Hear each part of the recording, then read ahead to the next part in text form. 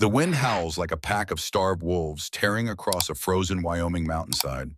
Snow slashes sideways, sharp as broken glass, stinging exposed skin and blinding the eyes with a relentless white veil. The world is a blur of shadow and frost, pines bending low under the blizzard's fury, their branches creaking like the groans of a dying man.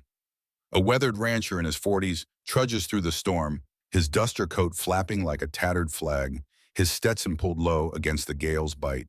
His face, carved by years of sun, wind, and sorrow, bears the lines of a life spent wrestling the wild, each wrinkle a testament to battles won and lost. Three reddish-brown dogs lope beside him, their fur matted with ice ears, pinned back against the wind's relentless assault. Rusty, the eldest, moves with a limp but fierce determination. Bronco, broad and muscled, keeps pace with a stubborn gait. Sage, the youngest, darts ahead, sniffing the air.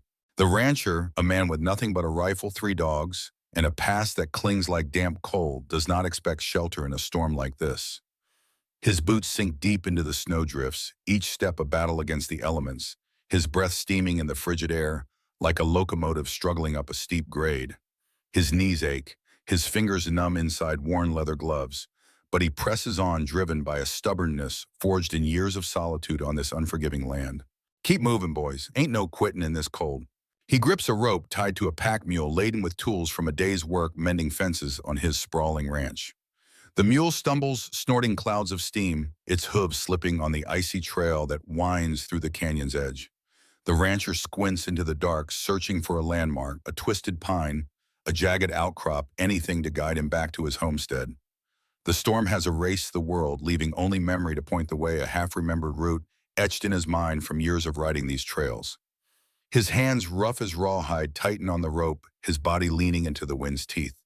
The dogs press close, their warmth a faint comfort against the cold that seeps into his bones. A faint glow flickers ahead, barely piercing the snow's blinding curtain. Smoke, sharp with the scent of cedar, curls into his nostrils, cutting through the storm's bite like a knife. A cabin. The rancher hesitates, his hand brushing the Colt revolver at his hip, its weight of familiar reassurance. Men like him don't knock on strange doors, not in these parts where trust is as scarce as summer rain, and a stranger's fire could mean trouble as easily as salvation. But Rusty growls low hackles, raised his eyes fixed on the light. Bronco tugs forward, undaunted by the storm, while Sage whines, pawing the snow, her instincts pulling her toward the faint warmth. All right. Let's see who's fool enough to burn a fire in this hell. He trudges forward at the cabin's outline, sharpening through the blizzard a squat, pine-swallowed shack, its chimney coughing smoke like a dying man's breath. The structure huddles against the mountainside, half buried in snowdrifts, its walls weathered by years of wind and neglect, the shingles loose and rattling like bones in the gale. The rancher ties the mule to a splintered post, the rope stiff with ice, and the dogs circle warily, their breath forming clouds in the freezing air. The wind screams past the eaves, a banshee's wail that carries a warning. He steps to the door, weathered wood creaking under his fist as he knocks, once the sound swallowed by the storm. No answer. He pushes, and the door groans open unlatched, as if inviting him into a trap laid by the mountain itself. The room is dim, stifling the air, heavy with the smell of blood and fear thick enough to choke on. A fire sputters in a rusted stove, casting jagged shadows across rough-hewn walls scarred by time and neglect. Snow spills from the rancher's boots as he steps inside, the dogs following their noses. Low growling softly, their hackles bristling at the unnatural stillness. His eyes adjust to the gloom, revealing a woman in her 20s curled on the floor near the stove. Her dress is soaked, clinging to her skin like a shroud, her hair plastered to her face in damp, tangled strands. Her wrists are bound by a heavy chain, its links rusted but unyielding, bolted to the stove's iron frame, anchoring her to the floor like a beast tethered to slaughter. Her belly is swollen, her breathing shallow and pained, each gasp a struggle against the weight of her condition. She is in labor, and it is close, the air around her thick with the urgency of life fighting to emerge. Lord Almighty, don't call the law, please. Her skin is cold as river rock, her dress stained with blood and amniotic fluid, the signs of a birth imminent and perilous. The rancher kneels beside her, the dogs sniffing cautiously, their eyes glinting in the firelight, their growls softening to wary silence. You're hurt. Who did the water, please? The rancher grabs a tin cup from his pack, its edges dented from years of use, and fills it with snow from the doorway, the cold biting his fingers. He sets it near the fire to melt the flames, licking the metal with a soft hiss. The room is sparse, a rickety table, a single chair with a broken leg, a trunk in the corner, its hinges rusted shut. No weapons, no signs of life beyond, her only the oppressive weight of her suffering. The chain clanks as she shifts her face, contorting in pain, a low moan escaping her lips. They tied me, said I'd run, said I'd ruin everything. Who's they? Reverend Crane, Sheriff Holt, Mayor Vance. They want my baby. The rancher's jaw tightens, a muscle twitching under his weathered skin. He knows those names, pillars of Blackthorn, the nearest town men whose clean boots hide crooked souls. Reverend Crane, with his fire and brimstone sermons, masking a predator's heart, preaching salvation while wielding sin like a weapon. Sheriff Holt, whose badge is a license for cruelty, his laughter cold as the wind outside. Mayor Vance, whose polished words and tailored coats conceal a hunger for power that knows no bounds. They are the law in Blackthorn, the kind that bends to their will, twisting justice into a noose for those who dare defy them. Why? Crane says it's his, says I'm unfit, a woman with no morals, no right to raise a child. Holt and Vance back him, say I'd shame the town if I kept it. They want the child for their own. To sell it, I reckon, to some rich folks down south who can't have one of their own folks who'll pay good money for a healthy boy. The rancher's eyes narrow, a spark of anger flaring in his chest, hot enough to rival the stove's dying flames. He moves to the stove, inspecting the chain's bolt, rusted driven deep into the iron, a cruel anchor designed to break her spirit as much as her body. Hold still. He grabs a hatchet from a pile of firewood, its handle worn smooth by years of use, the blade nicked but sharp. He swings hard, the blade biting into the stove's frame with a dull clang. The bolt holds, but the iron cracks a fracture spiderwebbing across the metal. Another swing, and the chain tears free with a metallic groan, the sound echoing like a snapped bone in the quiet cabin. The woman gasps, clutching her wrist, red marks blooming where the iron bit her skin, her hands trembling with the sudden weight of freedom. The rancher lifts her gently, his hands careful as if handling something sacred, and lays her on a straw mattress in the corner. The mattress is thin, lumpy with age, but warmer than the floor. Its faint, musty smell a comfort compared to the cold. He drapes his coat over her, the fabric heavy with snow, and the scent of leather, and stokes the fire, high-feeding at logs until the flames roar, casting a warm glow across the room. The dogs settle near the door, their eyes fixed on the dark outside, ears twitching at every gust of wind that rattles the walls. Name's Eliza Hart. You, Jack Calloway. Just a rancher caught in the wrong storm. You from Blackthorn. Got a spread outside it a few miles down the valley. Ain't been to town in years. Ain't welcome there no more, not since I crossed the wrong folks. A contraction rips through her, her body arching, a low moan escaping her raw lips, raw and guttural.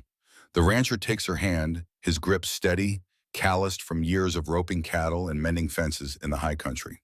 Breathe, Eliza, you're strong. You'll get through this. Ain't strength, it's spite. They wanted me broken, but I ain't giving them that. That'll do. The rancher boils water in a cracked jug, the steam rising in thin wisps. He sterilizes his knife over the fire, the blade glowing faintly in the heat, and tears an old blanket into strips. His movements deliberate, unhurried, like a man fixing a broken fence in a storm. The wind howls outside, rattling the cabin's walls, but inside time slows to the rhythm of her breaths, each one sharper, closer together. Her cries grow raw, filling the small space with a primal urgency that drowns out the storm. The rancher stays close, counting the minutes between contractions, his presence a quiet anchor in the chaos of her pain. They'll come back. Crane said he'd take the child. Said I'd die out here, that no one'd care if I did. Not tonight, not while I'm here. The storm's softened snow falling gently now, blanketing the world in silence, each flake a whisper of peace after the night's violence. Smoke leaks from the chimney, curling into the dawn sky like a prayer answered. A baby's cry pierces the air, thin and fierce, a sound that cuts through the cold like a blade through hide.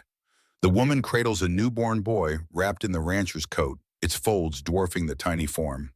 Her face is pale, but radiant, tears mixing with sweat, her breath steadying as she gazes at her son, her fingers tracing the delicate curve of his cheek. The rancher cuts the umbilical cord, his hand steady, but his eyes softening, touched by the miracle of life in this desolate place, a flicker of hope in a world that has shown him little. He's got my eyes, poor little fellow. He's a fighter, like his ma. The woman smiles exhausted but alive, her fingers lingering on her son's face, memorizing every detail. The dogs perk up, Rusty growling low, his hackles raised, sensing something beyond the cabin's walls. The rancher moves to the window, peering through a crack in the shutter, his breath catching. Three figures emerge from the trees, a gaunt preacher in his 50s, weeding like coal burning with righteous fury. A broad sheriff in his 40s, his grin sharp as a predator's teeth gleaming in the dawn light. A polished mayor in his 60s, his face cold as the snow that clings to his tailored coat, his posture stiff with authority. They're here. They'll take him, Jack. They'll say, I'm mad, say I stole him, spin whatever lies keep him in power. The rancher douses the fire, plunging the cabin into shadow, the embers hissing in protest like a cornered animal. He checks his rifle, the chamber clicking softly, a promise of resistance carved in steel and wood. They'll have to get through me first. The preacher steps forward, a Bible clutched in one hand, its leather cover worn from years of false piety, a revolver glinting in the other, its barrel catching the pale light. The sheriff and mayor flank him, their hands resting on their guns, their postures casual, but coiled like snakes ready to strike. Calloway, we know you're in there. Hand over the woman and the child. She's a danger to herself and others, a threat to the good folks of Blackthorn. She's a Mother Crane, and she ain't your property, never was. You're harboring a fugitive, Calloway. Step aside or we'll drag you both to Blackthorn and irons, let the town sort it out. You want her, come in and try, but you'll answer for that chain on the stove and every lie you've told to keep it there. The mayor's eyes flicker, a crack in his polished facade, his fingers twitching nervously. The preacher's face hardens, his voice dripping with sanctimony, each word a calculated barb. She's a liar. Seduced me, then threatened to kill my child. I chained her for her own safety to protect the innocent life she carried. You chained me to take my son. You and your cronies planned to sell him, didn't you? To some rich family down south, folks who'd pay gold for a child they could call their own. The mayor shifts his discomfort plane, his polished boots sinking into the snow. The sheriff laughs, a sound like gravel underfoot, harsh and mocking. That's a tall tale, girl.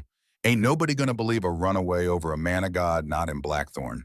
Hooves crunch snow, steady and deliberate, cutting through the tension like a blade.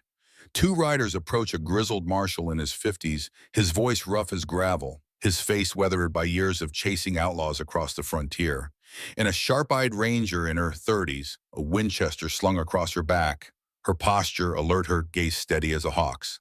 The dogs bark, tails wagging, recognizing the marshal's weathered face, his presence a rare anchor of trust in this lawless land. Holt, Crane, Vance, step away from that cabin. Federal marshal's orders. This ain't your jurisdiction, Drake. It is when word reaches me of a woman chained like a dog. Ranger Ward got a tip from a trapper who saw your little setup in the hills. Now back off or we'll do this the hard way. The preacher's hand twitches toward his revolver, a flicker of defiance in his coal black eyes. But the ranger's rifle snaps up steady as stone, her finger resting lightly on the trigger.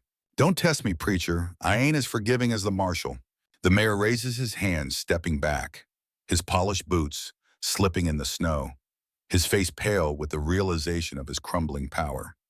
The sheriff hesitates, his grin faltering, then follows his hand hovering near his holster, but not daring to draw. The preacher glares, clutching his Bible like a shield, his lips moving in silent prayer, as if divine intervention could save him now. The marshal and ranger enter, snow-dusting their coats, their boots leaving wet tracks on the cabin floor. The woman clutches her baby, her eyes wide but defiant, a fire burning beneath her exhaustion, a mother's resolve forged in blood and pain. The rancher lowers his rifle but keeps it close, his stance wary, ready for betrayal. Ma'am, I'm Marshal Drake. This is Ranger Ward. You're safe now. Ain't safe while they're breathing. They wanted my boy for profit, to sell him like cattle. Said I was unfit, said I'd die out here and no one would care. We'll hear your story, ma'am. All of it. Start from the beginning. I was widowed last spring. Husband died of fever, coughed his life into a rag smaller than my hand. Left me alone, no family, no one to lean on. Crane came to my homestead, offered help, firewood, food, a man's protection. I was grieving, thought he meant well, thought a preacher would keep his word. Then he took what he wanted, forced himself on me, said it was my fault for tempting him. When I fought back, cut his cheek with a broken plate, he called me mad, said I was a danger to the town. Holt and Vance backed him, said I'd shame Blackthorn if I stayed, said a woman like me didn't belong. They locked me in that cabin, chained me to the stove to birth my boy, planned to take him and leave me for dead. Said they'd sell him to wealthy folks down south, folks who'd pay gold for a child. They didn't want me, just him. The marshal's face darkens, his eyes narrowing to slits, his jaw set like iron. The ranger's hand tightens on her rifle, her knuckles white, her silence more dangerous than any words. You witnessed this, saw the chain, broke it myself, helped her birth the boy. Ain't no madness in her, just courage more than most men I've known. You're coming to Blackthorn. We'll hold a town meeting. Let the folks hear your truth. They won't believe me. Crane's got the town in his pocket, preaches salvation while he sins, and Holt and Vance twist the law to fit his lies. Not when a marshal's watching, and not when I got a ranger who don't miss. The journey to Blackthorn is slow. The snow deep and treacherous, clinging to boots and hooves like a living thing. The rancher leads the way, his dogs weaving through the drifts, their reddish-brown coats stark against the white, their eyes alert for danger. The woman cradles her son wrapped in a blanket, scavenged from the cabin, her steps unsteady but resolute, each one a defiance of the men who sought to break her. The marshal and ranger ride behind their horses, snorting clouds of steam, their eyes scanning the horizon for trouble, their weapons ready. The town looms ahead, a cluster of wooden buildings huddled under a sagging steeple, its silhouette grim against the gray sky, a place where justice has long been a stranger. A weathered wooden hall stands in Blackthorn, its steeple sagging under fresh snow, its walls scarred by years of harsh winters. Townsfolk pour in their murmurs, a low hum of curiosity and suspicion, their faces etched with the hard lines of frontier life. The rancher walks beside the woman, her baby cradled in her arms, his tiny breaths a quiet rhythm against the crowd's unease. The dogs trail close, one growling at anyone who stares too long, their loyalty a shield against the town's judgment. The marshal and ranger flank them, their presence a quiet promise of protection, their authority a challenge to the town's corrupted heart. The hall is packed, the air thick with tension, the scent of damp wool and old wood mingling with the weight of unspoken judgments. Folks of Blackthorn, we're here to settle a grave matter. This woman, Eliza Hart, has spun lies to tarnish my name. She claims I harmed her, but I say she's a danger, a mother unfit to raise a child, a woman lost to madness and sin. You tied me to a stove crane. You, Holt and Vance, planned to steal my boy, sell him to some fancy family for gold. I bled alone while you preached your lies, while you hid behind your Bible and your badge and your title. I ain't here to beg, I'm here to tell the truth. The crowd falls silent, the weight of her words settling like dust after a stampede, heavy and undeniable. A woman in her 50s stands in the back, her voice trembling but firm, her hands clutching a shawl worn thin by years of toil. I saw Holt ride into that cabin last month. Said he was checking on a problem. Never said what, but he had that look in his eye, the kind that don't mean well. A man in his 30s rises, his hands calloused from work, his face weathered by the sun and the weight of his own regrets. Vance offered my cousin money for her baby last year. Said it'd go to a better home, said she wasn't fit to raise it. She left town after that, ain't been seen since. I reckon she didn't leave by choice. The preacher's face pales, his Bible trembling in his hands, his mask of piety cracking under the scrutiny. The sheriff's hand creeps toward his gun, a reflex born of arrogance and fear. The ranger's rifle snaps up her aim, unwavering, her eyes cold as the snow outside. Keep your hands where I can see 'em, Sheriff. The marshal steps forward, holding up a telegram, its edges crumpled from the ride, the ink smudged but legible. Got word from the territorial governor. Blackthorn's under investigation for corruption. Crane, Holt, Vance, you're relieved of duty. Step down, or we'll do this the hard way. The mayor bolts, his polished boots slipping on the wooden floor, his composure shattered. The rancher blocks him, a dog snarling at his heels, teeth bared, a low growl rumbling like thunder. The sheriff draws his gun, flashing in the dim light, but the ranger's shot grazes his hand, a precise warning that sends the weapon clattering to the floor. He curses, blood seeping through his fingers, his bravado crumbling. The preacher collapses to his knees, muttering prayers, his sanctimonious mask dissolving into the dust. I ain't asking for pity, just look at my boy. He's mine, born of my blood and pain. No man, no preacher, no sheriff, no mayor gets to take that from me. I fought for him, bled for him, and I'll die before I let you steal him.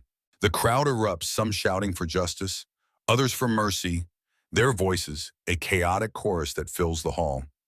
The woman from the back steps forward, placing a shawl around the mother's shoulders, her hands gentle but firm, her eyes carrying the weight of her own unspoken stories. The man and others join her, forming a protective circle around the woman and her child. Their faces a mix of shame and resolve, a quiet acknowledgement of the truth they had ignored for too long. This town's got a choice. Stand with truth or hide behind lies. Vote now. Townsfolk raise their hands one by one, a slow wave of acknowledgement that builds like a tide. The majority stands with the mother, their decision, a quiet rebellion against the men who ruled them with fear and lies. The preacher, sheriff, and mayor are let out in puffs, their heads bowed, their power stripped away like bark from a fallen tree, their footsteps echoing hollowly in the hall. The storm has passed, the sky ablaze with pink and gold, painting the mountains in hues of fire and hope, the snow glittering like a promise of renewal. The rancher stands by the cabin, the dogs sprawled in the snow, their reddish-brown coats catching the fading light, their breathing soft and steady. The woman emerges, her son bundled in a new blanket, her face tired but fierce, a warrior forged in the crucible of pain and survival. Her eyes, once dulled by fear, now burn with a quiet strength, a mother's love that no chain could break. Why'd you stay, Jack? You could have walked away, left me to my fate. Reckon I'm tired of letting bad men win. And you reminded me what fighting for something feels like. Been a long time since I felt that. You gonna stick around? If you'll have me, got a ranch, needs tending cattle to drive, fences to mend. Could use a hand and a heart like yours. The woman nods, her son stirring in her arms, his tiny hand clutching her finger, a bond forged in blood and defiance. The dogs bark, chasing a raven into the fading light, their yips echoing across the quiet valley, a sound of life reclaiming its place. Justice does not always come with guns and thunder, but in Blackthorn it arrives on a woman's voice, carrying nothing but truth, in this wild country that is enough to change the world. The rancher and the woman sit by the fire that night, the cabin warm with the glow of survival, the flames casting soft shadows across the rough walls. The dogs sleep near the door, their reddish-brown coats blending with the firelight, their breathing a soft rhythm that grounds the moment. The woman tells her story again, not for the town, but for herself, her words weaving a tapestry of pain and resilience that fills the small space.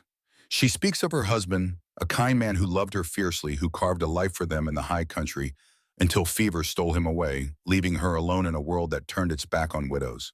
She speaks of the preacher's false kindness, his promises of protection that turned to control his hands, that took without asking, claiming her body as if it were his right. She speaks of the sheriff's cold laughter, the mayor's calculated silence, the way they conspired to erase her, to turn her child into a commodity for their greed. She speaks of the nights in the cabin chained to the stove, the fear that she would die alone, her son taken before she could hold him. Her voice is steady now, no longer cracked by pain, each word a step toward reclaiming her story. I should have died out here. That's what they wanted, what they planned. You didn't? You fought and you won. They won't touch you now. The woman looks at her son, his tiny chest rising and falling, his face peaceful in sleep. Something in her shifts, a loosening of fear, a tightening of resolve, a fire kindled in the ashes of her suffering. I ain't running no more. This is my home and he's my boy. They can't take that from me, not now, not ever. The rancher nods, his hand resting on the hatchet, not out of threat but habit, a reminder of the work it took to free her. His eyes, weathered by years of loss, carry a quiet vow. Then you stay, and I'll stand with you if you'll let me. Ain't much, but it's what I got. The night deepens, the stars piercing the sky like bullet holes in a black canvas, their light cold but steady. The woman sleeps at last, her son nestled against her, the fire's warmth wrapping them in a fragile cocoon. The rancher keeps watch, his rifle across his lap, the dogs alert at his feet, their ears twitching at the faintest sounds. He thinks of his own past, of a woman in another town, another time, who spoke of her wrong and was silenced, her story buried in the silence of men who refused to listen. He had stayed quiet then, believing the lies, because it was easier, because the truth demanded more than he was ready to give. It cost her everything, and it left a scar on his soul, a weight he carries like a second spine. Now in this cabin with this woman and her child, he vows to be different. The truth is a burden, but it is one he will carry for her son, for the man he wants to be. By morning, the marshal and ranger return their horses steaming in the cold, their faces set with purpose. They bring news that territorial governor has sent deputies to Blackthorn men who will root out the corruption that festered under the preacher sheriff, and mayor men who carry the law as it was meant to be, not as it was twisted. The woman will be safe, they say, her story recorded in official ledgers, her son, hers by right and by law. The rancher listens, his face impassive, but inside a knot of tension unravels not fully, but enough to let him breathe. The woman thanks the marshal and ranger, her voice steady, her eyes clear, no longer clouded by fear. You gave me a chance to be heard. That's more than I ever got before, more than most women like me get. The marshal tips his hat, a rare smile cracking his grizzled face, the lines around his eyes deepening. Ma'am, you did the talking. We just made sure they listen. Takes a strong soul to stand up like you did. The ranger nods, her Winchester resting easy now, her sharp eyes softening just a fraction. If they come for you again, they'll answer to me. And I don't miss, not when it matters. The rancher and the woman watch them ride away, their figures fading into the snow-dusted pines, their horses' hoofbeats muffled by the fresh snow. The dogs chase after them for a moment, their reddish-brown coats flashing in the morning light, then return their tails wagging like flags of victory, their yips a joyful defiance of the silence. The woman turns to the rancher, her son stirring in her arms, his tiny hand clutching her finger, a bond that no man could break. You reckon Blackthorn will change after all this? Some folks will, some won't. Takes time to unlearn lies, to see truth for what it is. But you changed it, Eliza. You and that boy. You gave him something they can't ignore. She smiles, faint but real, the first true smile she's worn in months, a spark of hope kindled in the ashes of her pain. The rancher looks out at the mountains, their peaks sharp against the morning sky, their slopes blanketed in snow that glitters like a promise. A weight lifts from his chest, not all of it, for the past is a heavy thing, but enough to let him stand a little taller. The world is still wild, still cruel, its edges sharp as the wind that cuts through the pines. But in this small corner, in this cabin where a woman fought and a child was born, truth has carved a place to stand, a foundation stronger than the stone of the mountains. And for now, in this moment, that is enough to face whatever storms may come.